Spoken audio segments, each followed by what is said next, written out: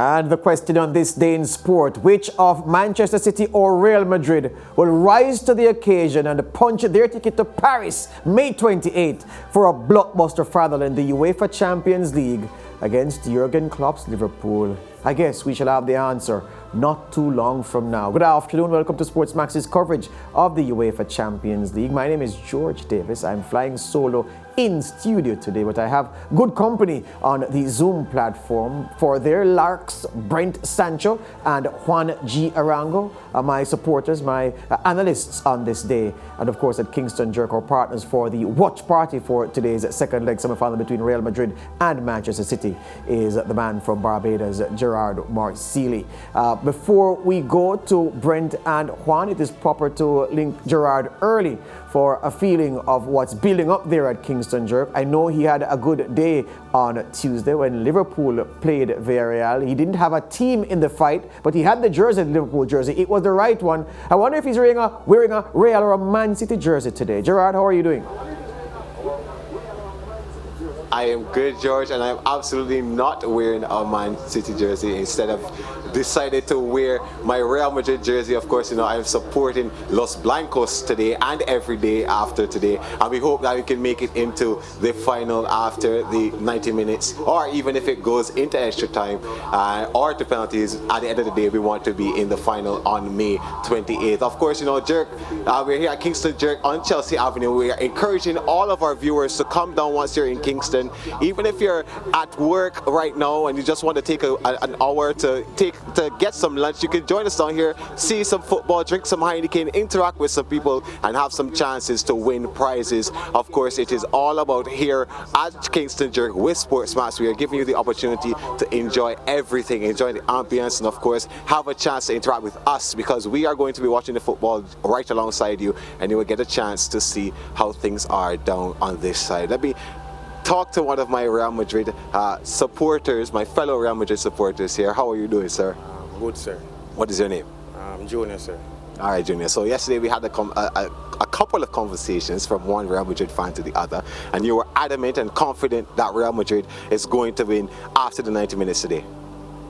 Yes, sir. I have faith in my side, sir, because the deficit is not really that severe, so I'm confident that we can overcome it and progress to the final.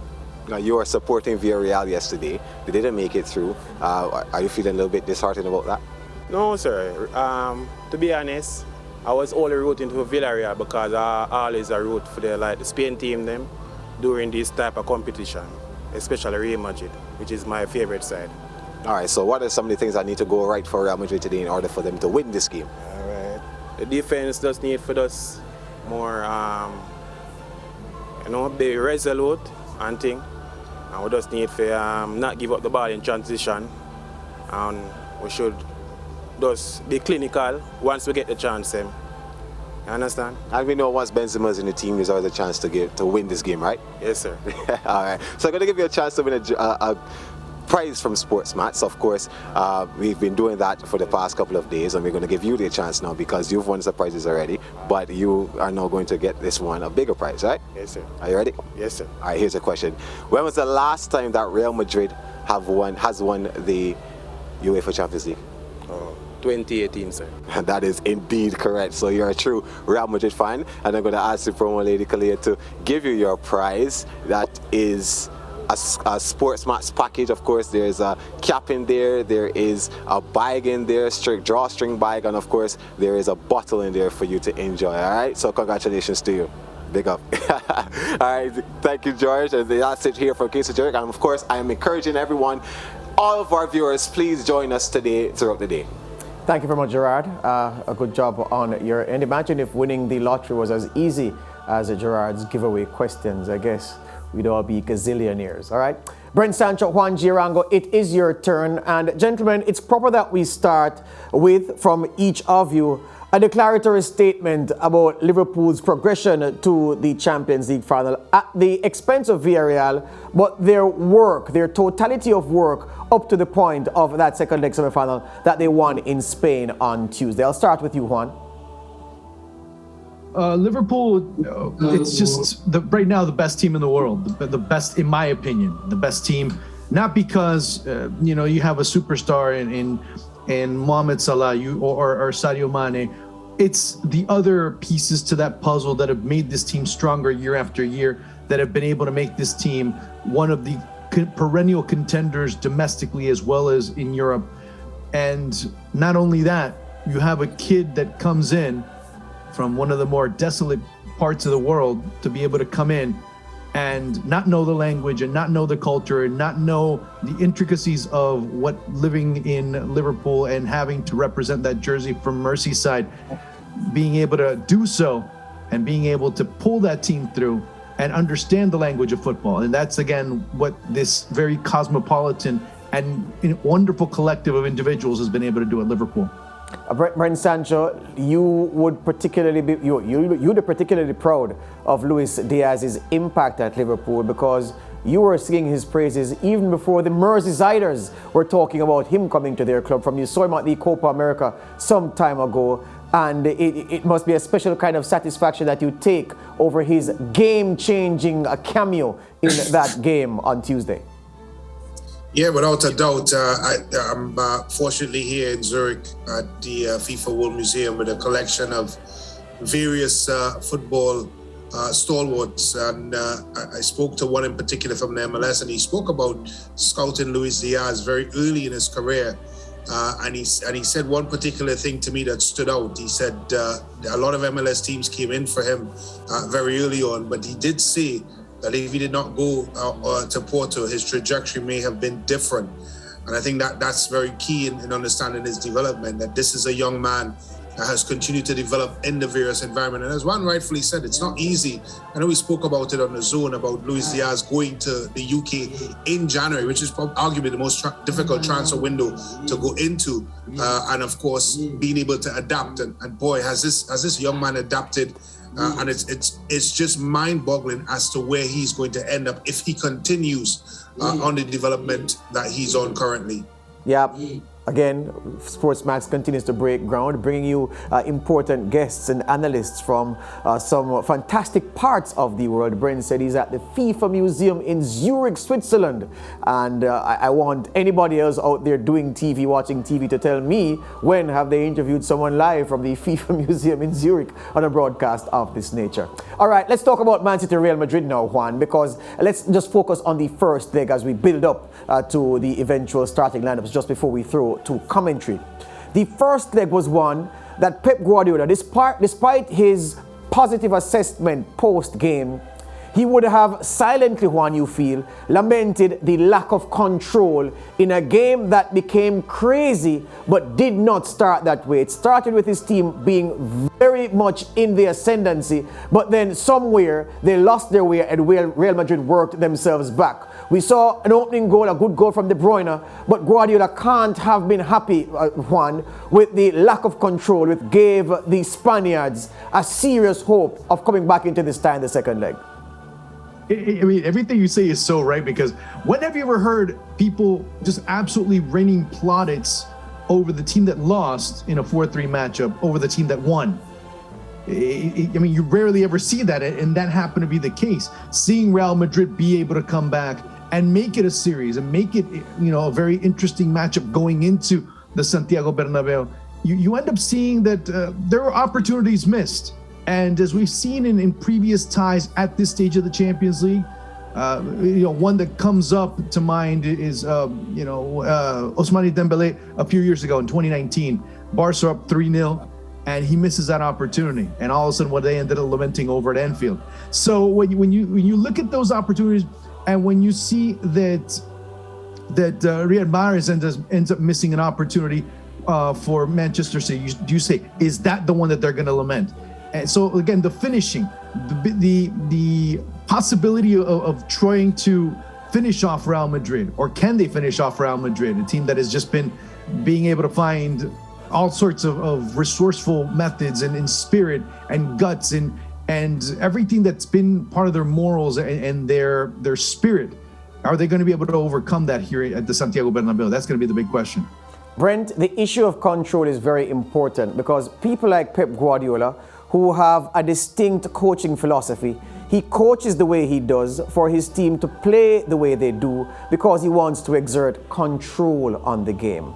A coach like Jose Mourinho has a different philosophy about how to exert control. Louis van Gaal, a different way of exerting control. And the reason control is important, Jurgen Klopp, the way Liverpool plays is because he wants to control the game. Every coach with a marked coaching philosophy wants to exert control on the game. So from that perspective, Brent, it is correct to talk about Guardiola and Man City and how his team did not control an event, a game that they had control of in the first 15-25 minutes of the game.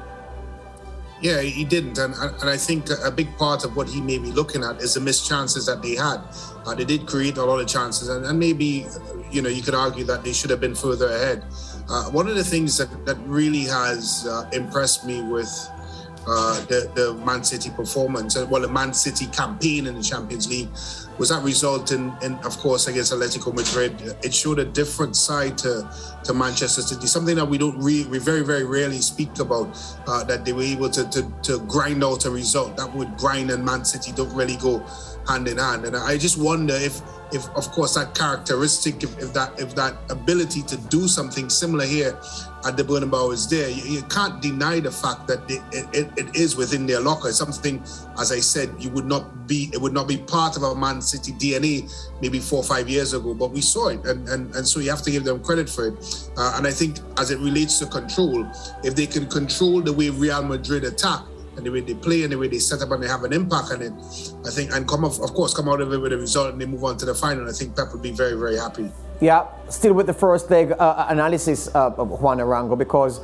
Real Madrid roared back, and as you said with your first sentence in your response, it is a remarkable thing when a team loses 4-3 and gets more plaudits than the team that beat them. The response from the Spaniards to going down, absolutely legendary, Juan Arango, and sparked by this man Benzema. It is a team that maybe Juan does not get the respect that it deserves, because they're looking at the team and they're saying, well, it's Benzema alone, Vinicius in part. But the way they responded shows that collectively Real Madrid is even more strong, is stronger perhaps than people would give them credit for. It's possible, but I mean, I think that some of the players that have been contributing have been able to receive their you know, they've been able to smell the roses to say that.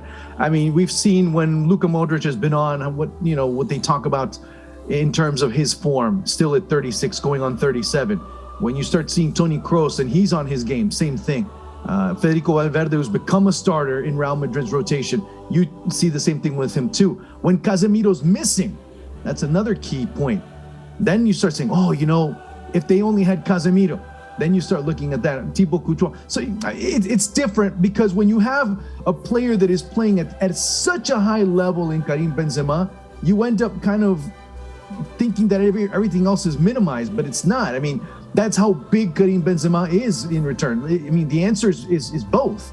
The fact that you have a player that is possibly the best player in the world right now in Benzema, and everyone else, the other cast of characters that have been so important in different phases of the game, you start seeing how this team has been able to really galvanize itself under Carlo Ancelotti in this iteration.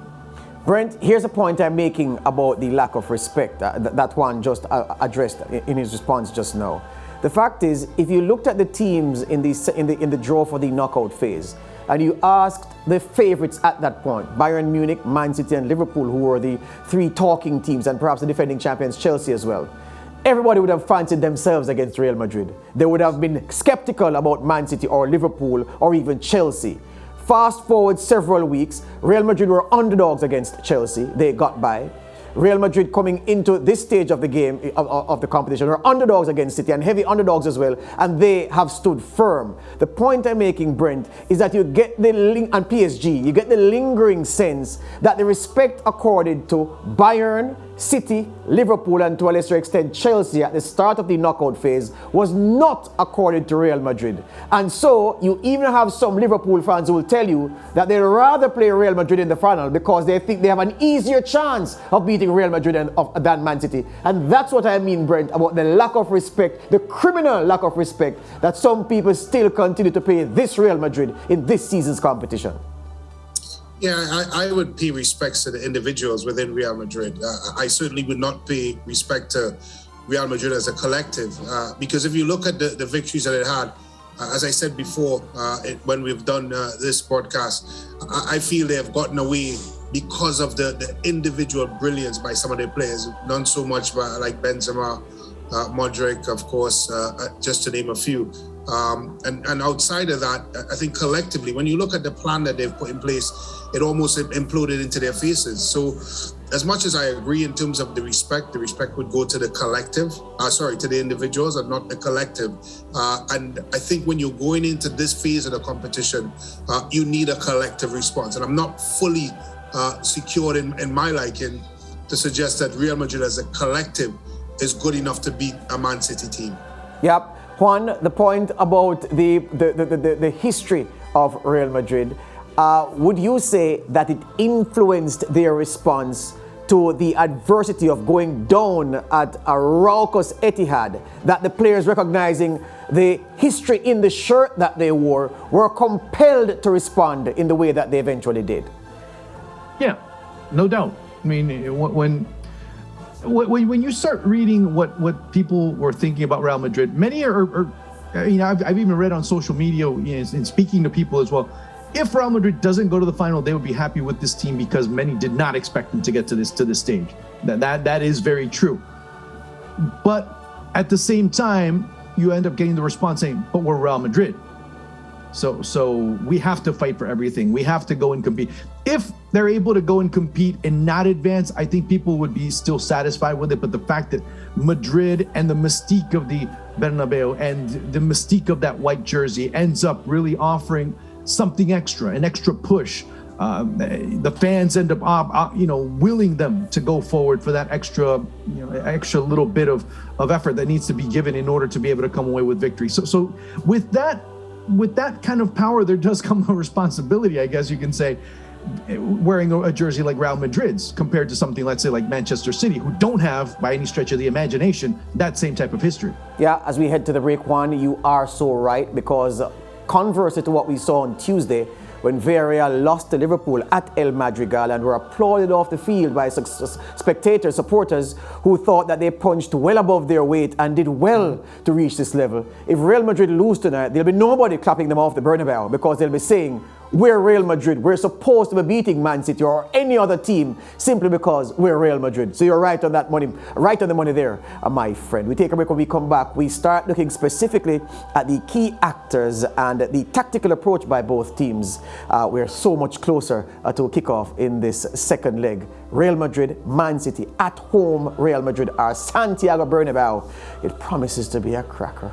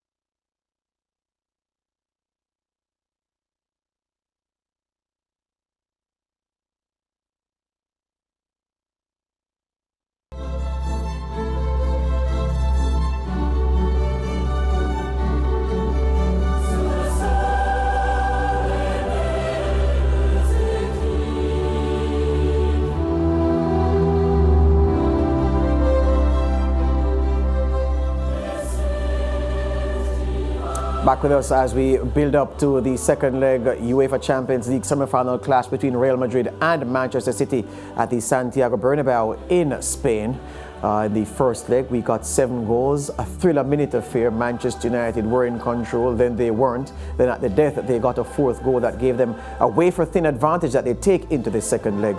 But nobody, not even for a minute, is believing that the English team is out of sight. Real Madrid are no ordinary team, the best team in the history of European club football, and they'll have every belief that they can come out on top at the end. Brent Sancho and Juan Arango are with me. Juan, given your extensive work for Diario Sport in Spain, working with that sport publication, your snout has been in the trough of reporting on Real Madrid's 35th win in La Liga, 35th time champions of Spain. And the obvious question to ask, the exertions to get that done, they've come down off an emotional high of achieving their first major target for the season. Does that hinder or boost them ahead of today's contest? I mean, it's not gonna hinder them. I think it should be one of the key components to be able to continue this run. And if you start looking at it from that individual perspective, it's a team that is filled with competitive beasts, and they want to win, in some cases, a 5th Champions League. Some of these players and if they win a 5th, they're going to want to win a 6th. That's just the nature of the leadership that's at this team at this stage of the game. And also, let's add a little bit more, I guess a bit more paucity to this. Of course, how sweet would it be for Real Madrid to be able to win a Champions League post Ronaldo? So all of a sudden, everyone that was suspecting and saying, well, that's never going to happen again. Cristiano Ronaldo left. Real Madrid will never win another Champions League again, and being able to do so. So that's a bit of motivation as well. I mean, if we want to talk about disrespect, that could also have been added to that argument as well. But that would be also another bit of motivation for them, I would say. But this team is always obligated to win, a coin flip. They're motivated to be able to do that. And that's just the nature, the DNA of Real Madrid. Yeah, Brent, you made it clear, while you respect individuals, you are not buying into the Real Madrid as a championship caliber team in the UEFA Champions League. You're not buying into that narrative. You think it's largely been down to important individuals. And on that note, I ask about Casemiro, because his absence from the Real Madrid midfield in that first leg at the Etihad, whereas Casemiro in the midfield will be a shield to say you shall not pass, based on who they had him replaced with in the Etihad, it was a case of opening the door right this way, sir, you can walk right through. He is back, so that weakness has been cured, if only nominally, because we have to see how he plays. But that makes this Real Madrid team an even tougher proposition, you would think. Yeah, I think it's a huge addition. He was a big miss, obviously, in the first leg, and I think what he brings to the team is just what you rightfully said. He's the one that stands in front of the door and doesn't allow you in, and that protection. And you just have to look at the stats. You just have to look at the amount of chances that City created, albeit, of course, they were playing at the Etihad. But still, I think if he was there, that would have been a lot less. And I think going into this fixture, I think to have someone like that in your locker room, have someone that marching out onto the green, is a big plus for Real Madrid. Yeah, Juan, I know you love your reggae music, your dancehall music.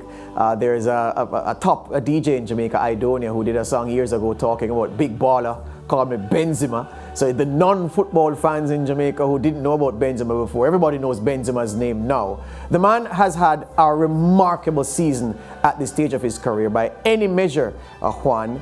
He is on 9 goals in the knockout phase of this Champions League. He has 14 overall. He's one away from matching Ronaldo's record of 10 knockout stage Champions League goals. He has 2 hat-tricks in this knockout phase, and he is on course to shatter many individual records when he's done with this season. How important is the Benz to Real Madrid's forward movement? As important as you breathing, George. That's how important it is. In terms of how fundamental he is. Not only, I'm not talking about just goal scoring. I'm talking about every other aspect in terms of pushing the team forward. It's just semantics. Yeah, we can talk about statistics, and we can also add the fact that in the knockout stage this season, he scored more than 7 other teams. That's another thing we can use. But I would prefer going and talking about how he's able to help maximize the movement of other players, how he's helped as a defender, how he's helped Vinicius Jr. a lot of times when he's able to give the ball to him and spring him down the wing. Same thing with Rodrigo and him being able to find some clear lanes and running into spaces and making life easier for players where they can send the ball. Maybe it's not the best ball, but it's good enough for him to be able to do something with it. So again, when we start talking about it, I think the statistics, they do say a lot, but they tend not to completely give justice to him. If you start seeing some of the balls and some of the services he's been able to get and what he's been able to do with them, then you end up starting to marvel even more so at what he's capable of doing by himself. Brent, Vinicius Jr. has the unique ability of appearing not good enough for your Sunday Bush League team, and in the same game looking as if he's one of the best footballers you will ever see and you've ever seen. Many people are talking about, have identified several individuals as key players in this contest. You suspect, Brent, that if this man is good for much of the game, that helps Real Madrid's chances maybe 20, 25, 35%. Yeah, I think not only that, I mean, you have to give a lot of credit to what he's done. It's, you know, I go back to, obviously, I'm here in Zurich, and we were giving a lecture today about data analysis, and I guess who name popped up as obviously work rate and sprints and that kind of stuff. Vinicius Jr. This season, he's on top of the pile in Europe in world football, and you know, it just shows what he's done over the course of the season, and he's just been an incredible. And if you look at his performance in both the first leg, and of course before that as well, how integral a part. Yes, we talk about Benzema, but here's this young man that, of course, in tandem with Benzema, has made them a destructive duo. And one of the reasons why, you know, as much as we're talking about Man City possibly moving on, you can't look past, of course, Real Madrid because of that dynamic duo. Juan, yesterday we saw a goalkeeper have a brain freeze or a brain F of another kind. Both of you know what that other F is. Geronimo Rui, from the first leg at Anfield for Villarreal, transmitted nervousness right throughout the team, and yesterday he was at his worst. I say that to say that Thibaut Courtois in the Real Madrid goal must again report in his very best form, because Real Madrid can't afford the luxury of any of their players, let alone one in as crucial an area such as goalkeeping, who is not at his very best against this brilliant Manchester City team. And more times often than not, he's been solid. I mean, between the ears and as well as between the pipes. So you end up seeing him, you know, as that calming force. You know, player that when the chips are down, he's able to come through, you know, more often than not, as I said before. So I wouldn't be too worried about Thibaut Courtois and his overall performance in big games, because he's been able to show time and time again that he is a big game player. Yep, Brent, as we get to the break, I have to ask you about this guy. He is blonde, he's not a big man. He reminds me so much in appearance and in his impact of Pavel Nedved, a player who played for your Juventus with distinction for so many years under the Czech Republic. But Luka Modric seems to, it's the Benjamin Button principle. He's getting younger by the year. His performances continue to be outstanding. And with him, everything is possible for Real Madrid. Still, at this stage of his career, Brent, one of the very, very finest players in the world. You know, you talk about his performances, and I may argue, Juan may bear with me with this one. Over the last 5 years, he's probably been his best performances as a footballer, and his accomplishments as well. When you talk about for Croatia, now for Real Madrid. And you're right, I think what he brings to this Real Madrid team, again, in terms of his calmness on the football, in terms of his vision of pass, and in terms of his work rate, and I could go on and on and on. The broadcast would not allow me the time to continue to talk about him. But certainly, for me, I may argue between him and Kevin De Bruyne are the two best midfielders in world football right now, simply because of what they bring. They are not just great for their team, but they're also the type of person that could win you a fixture. All right, let's talk about Manchester City now, and let's hear from a man expected to play a crucial role for them, Kevin De Bruyne. Well, fresh in the end of the season is always like debatable, but I feel good. You know, obviously I've had a lot of kicks with the Atletico game and some after, but I feel fine. You know, I've been playing well. I've been playing loads of games, so yeah, I'm happy. Juan, I have a specific thought about Kevin De Bruyne. I had him before this season, and there's an asterisk beside his name, as a player who doesn't quite do it in the biggest games for club and country. If you look at Belgium's record since they rose to the status of #1 on the FIFA list and much ballyhooed entering tournaments, De Bruyne doesn't do it for them in big games. He hasn't done it so far. For Man City, in the biggest games outside of England, he hasn't done it. There have been issues, injuries and everything else, but he hasn't quite done it. For me, he was sublime in that first half at the Etihad against Real Madrid, but not so effective in the second half. And I know I'm not quibbling, Juan, because the evidence is there to back me up that he is not turning it on when the chips are really, really down, when the stakes are highest. Can he cure that today? Can he provide the sustained brilliance that he'll have to help nudge City into this final? The first question is it not turning it on or him being extinguished? That's the big question when you start looking at matches at this level. And what are you looking to do to counter the opposition? And obviously, when you look at Manchester City, the first thing you're doing, okay, how do we limit the amount of touches Kevin De Bruyne can have in a match? First and foremost, where can we limit him from maximizing and being able to send the best passes or those through balls that he's known for, and put him in different sectors where he can't do that, make him uncomfortable. And I think that can be done. Now, what he does and what Pep Guardiola is able to guide him into spaces or guiding him into positions where he can counter what he's being countered with, well, that could be also the big key here. But you start looking at a squad that has spent so much, and we're going to go into the money aspect here, that spent so much money that if you in your overall squad, that if you depend on one person, and you depend on one person so much, then what's the point of having the others, or what's the point of spending on so many other players that are just as high quality as Kevin De Bruyne? Yeah, I hear you on that, Juan. De Bruyne is so important that I have, Brent rather, I have to stretch the question to you about De Bruyne, because do you think it's an unfair point to frame the way that I have, that De Bruyne owes country, Belgium at big tournaments, and we're not talking about them now, we're talking about Man City, that in Champions League play, the trophy that has eluded Pep at City so far, that De Bruyne hasn't quite pulled his weight in the biggest games when the team has needed him?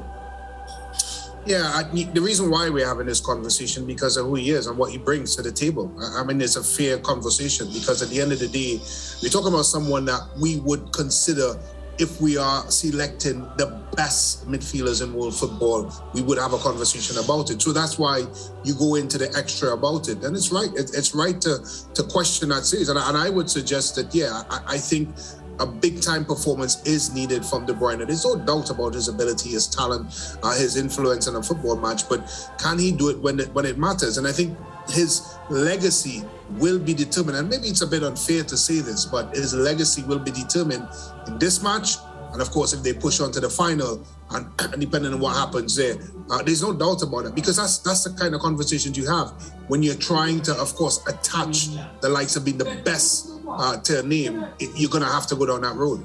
Juan, the City fans and others are saying that, oh, Kyle Walker is back now, so Vinicius Jr. won't be able to run by anybody, run away from anybody, and the goal he scored against Fernandinho with that outrageous piece of skill, Walker is there to nullify anything like that. It's almost as if the players that play in La Liga are snails, and as Vinicius Jr. has never dominated a player with speed before. But Kyle Walker being back, how significant, if at all, is that factor from your perspective? Oh, it's huge. It's huge from a leadership standpoint. It's huge from what you just mentioned, that he matches up maybe a little bit better than Fernandinho did over in that sector. Now, where will he be, or where does he have to go in order to neutralize, when he has to neutralize Vinicius Jr.? And if he goes there, does he have someone backing him up just in case? Because let's be honest, yeah, he's fast enough, but then Vinicius Jr. does have that extra gear to make a difference when he does have the ball at his feet. It'll be compelling, that's for sure. But I'm really looking forward to seeing that matchup. Actually, that was the first one I thought of when I saw the starting lineups. There you go. All right, let's look at those starting lineups now, gentlemen. Real Madrid and Manchester City, the home team. Courtois, Carvajal, Eder Militao, Nacho, Toni Kroos, Karim Benzema, Luka Modric, Casemiro, Fede Valverde, Vinicius Jr. and Mondi at left back, number 23, Ferland Mondi. Juan, this starting lineup, the usual suspects assembled once again. The expected team, eh? Well, no David Alaba starting. Of course, Nacho slips over into central defense alongside Eder Militao. And of course, the question mark, we're talking about Kyle Walker on one end. Now, what about Carvajal over on the other end for Real Madrid at right back? How is he going to have to step up with the impending threats he has to deal with as well? Yeah, I always feel, Brent, that in a Real Madrid team, even in La Liga, that Carvajal is one of those players that his teammates carry. I don't think he's quite at the level for Real Madrid. And I can remember similar things being said about a right back at Real Madrid some years before, Michel Salgado, but they still contributed to winning teams. Yeah, he's one of those that is more, of course, assigned to the collective at the back than the individual aspects that you bring to the game. I knew, George, we were talking a little bit about the absence of Nacho in the first leg and maybe Alba coming back, well, Militao coming back a bit too soon. I just wonder, guys, in the middle of the park, if Ancelotti seems to have a bit of conundrum because I thought he may have gone with Militao and Alba. We did think in the first leg he may have gone, of course, with Nacho and Alba. So maybe there's something there that may be a bit unsticking for Ancelotti. The reports I've seen suggest Alaba isn't fit enough to start. He has him on the bench just in case, but really he's in no shape to have started this game. Let's look at the Man City starting 11 now. He got upgraded a little shortly. Because we expected him to be out of the squad He wasn't even entirely. going to play, period. Yeah, we expect him to be out of the squad. Let's go to the Man City lineup. Ederson, Kyle Walker, Ruben Diaz, Gabriel Jesus, Laporte, Rodri, De Bruyne, Bernardo Silva, Riyad Mahrez, Joao Cancelo back as well, Phil Foden in the starting 11, Sterling and company having to make do with a seat on the bench, Brent Sancho. Yeah, well, I'm a bit surprised. But then again, you talk about a team, and I think Juan alluded to it with riches that goes all the way from 1 to probably 30 something odd in their team. So yeah, no, I'm not as much as I'm a little bit surprised. I think, of course, his contribution, and I think that's a key factor in this game, is that within the squad, everyone understands their role, their function, and what they bring to the team. And even if they don't start, they do understand that they can be an X factor coming off the bench that could change the trajectory of the game. So yeah, as much as from a team lineup, I may have gone with Sterling, but then again, you're really arguing about like for like. There you go, gentlemen. All right, 100 million pound man, Jack Grealish, a pillion on the motorcycle when you really ought to be driving said motorcycle. Gentlemen, let's get the predictions in before we go to our commentator. Juan, what say you? Oh man, you got me.